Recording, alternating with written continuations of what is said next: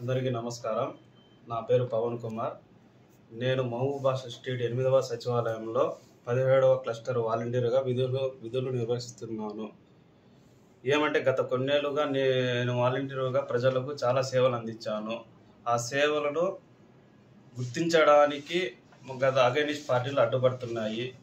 కాబట్టి మేము ప్రజల్లోకి వెళ్ళి మా సేవలను మేము చెప్పేదానికి కూడా మాకు అడ్డగించుకుంటున్నారు. కాబట్టి మేము ప్రజల్లోకి వెళ్ళి మా ప్రభుత్వం చేసిన కార్యక్రమాలను చెప్పేదానికి మాకు పార్టీలు అడ్డగించిన కారణంగా మేము మనస్ఫూర్తిగా స్వచ్ఛందంగా మేము రాజీనామా పత్రము కమిషనర్ గారికి అందజేస్తున్నాము.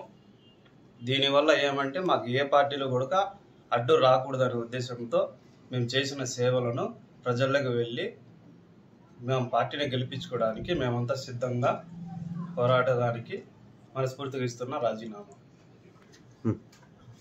మా ఎమ్మెల్యే సార్ని శ్రీకాంత్ రెడ్డి గారిని మళ్ళీ మేము ఎమ్మెల్యేగా గెలిపించుకోవాలని మనస్ఫూర్తిగా కోరుకుంటున్నాము.